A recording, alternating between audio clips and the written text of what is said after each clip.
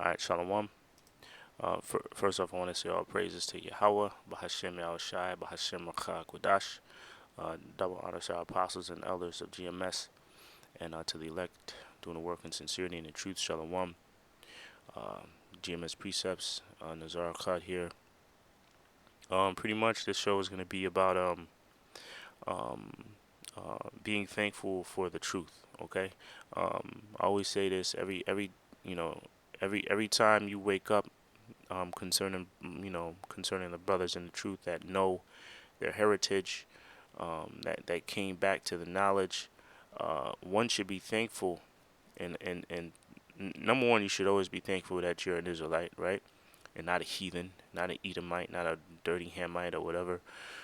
One should be thankful that you're an Israelite, and not only be thankful that you're an Israelite, but you heard the truth and accept the truth, right? Because one could hear the truth, right? The same way that we heard it, the same way that the same words, the same video that we saw, and we accepted the truth of the apostles or whoever, or really the apostles of GMS, right? Because they were the ones that came on the scene with full force, okay, starting in '07.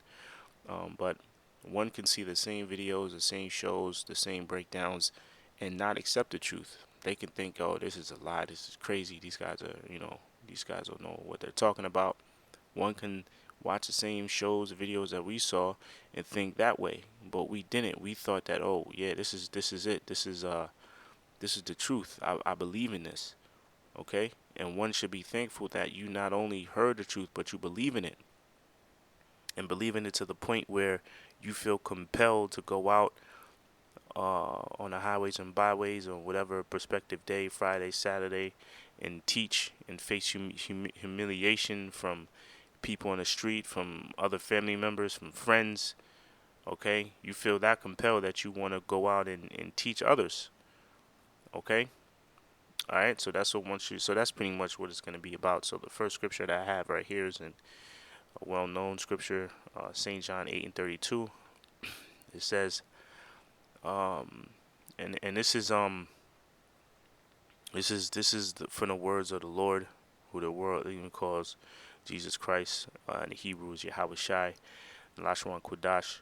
I'll start at 8:31. Really, it says, "Then said Yahawashi to those Jews which believed on him, If ye continue in my word, then are ye my disciples indeed." Okay, so the ones that believe on the Lord, the ones that believe, because that's what it was when he came on this, when the Lord, when Yahawashi came on the scene. People didn't believe that he was the one that was prophesied in Isaiah, prophesied in Deuteronomy. They didn't accept that. They said, man, this he's a local. With him, Yahawashi, that's not him, right? But it was all in faith. That's what it was. It was you had to have faith that he was the one that was prophesied in Isaiah and in Deuteronomy. Okay, a lot of a lot of our people didn't believe that he was that man. Okay, but the ones that did believe, right? It says, "Then said Yahushua to those Jews which believed on him, If ye continue in my word, then are ye my disciples indeed." And part of continuing in the word is going out there and prophesying and teach others and bringing more fruit. Okay, bidding more to the marriage. Right? Then are ye my disciples indeed, and ye shall know the truth, and the truth shall make you free. So this is the point that I'm getting to right here. Uh, Ye shall know the truth, and the truth shall and the truth shall make you free. And without a shadow of a doubt, once you realize the truth, once you realize the mysteries and the deep, dark sayings and the allegory of the scriptures, there is definitely a sense of freedom. Okay, there's definitely a sense of purpose in one's life. Okay, so you are free in a sense. Yes, we are still in slavery. We are still under subjection under Edom, under the so-called white man. We understand that, but at the same time, we are free because a lot of our people don't understand. They don't know who or what they are. Hence, I go back to my main point. One should be thankful of finding this truth and accepting it, because we could easily be one of those lost into Egyptology, thinking we're African, thinking we're whatever, or not even knowing what we are. Okay, but the ones that came back to your heritage, we actually know who we are, and that's in itself is a blessing, right? So that's, let me get another one. St. John 7:38. He that believeth on me, as the scripture hath said. You see now, once again, it goes by the belief of Yahawashi. Okay, that's the foundation. You have to believe in Yahawashi, man. Okay, all right. You can't skip over Yahawashi and go straight to the Most High. It doesn't work that way. You have to believe on Yahawashi. You have to believe that He is that man. Okay. He that believeth on me, as the scripture hath said, out of his belly shall flow rivers of living water. Now we know the rivers of living water represents the knowledge, okay, and understanding. All right, because this knowledge that we have, matter of fact, that's one scripture that I have. It's, if you were to equate it with money, it's impossible. Matter of fact, let me get it now since I mentioned it. This is Job 28:18. No mention shall be made of coral or of pearls, for the price of wisdom. For the price of wisdom is above rubies.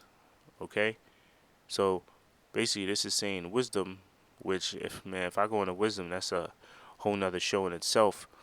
If you go into wisdom, the wealth. Matter of fact, that's the next scripture I got.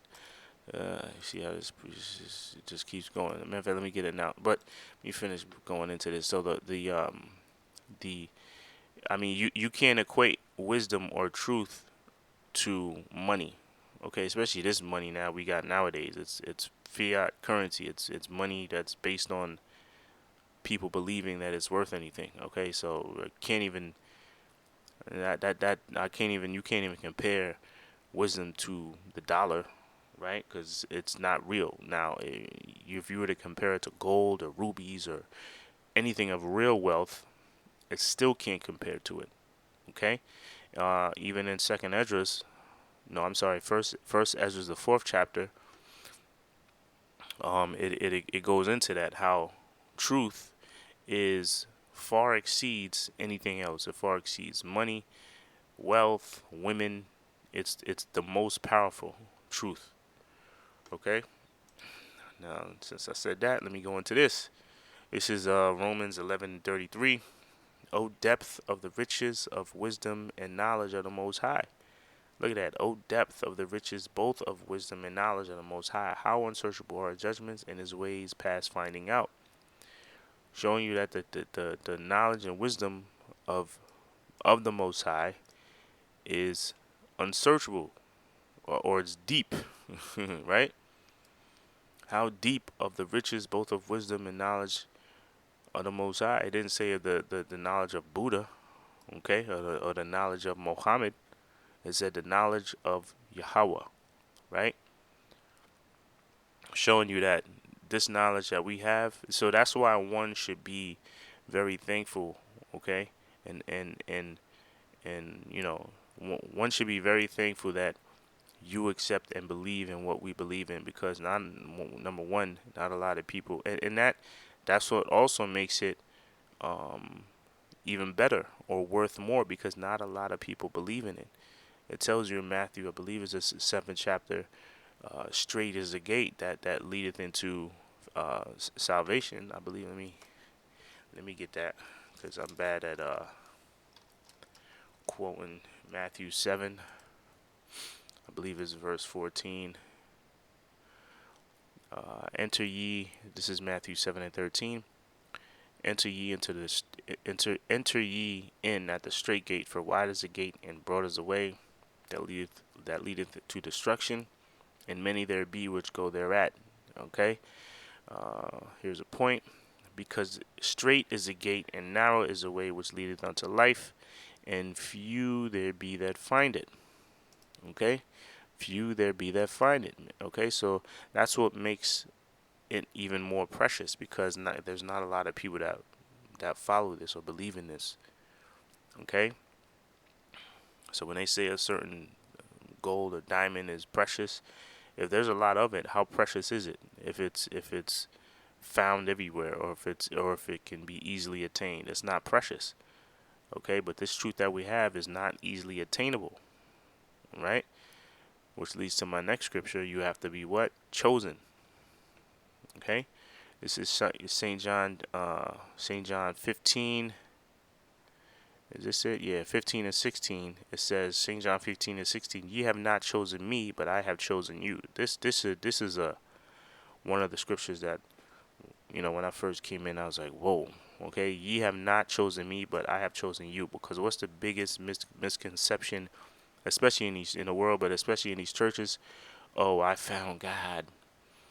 Yeah, I found God. Yeah, like it doesn't work that way though. If this was in the red letter, John 15 and 16. This once again, if this was a red letter Bible, this would be in red because this was out of the Lord's mouth Himself. He says, "What?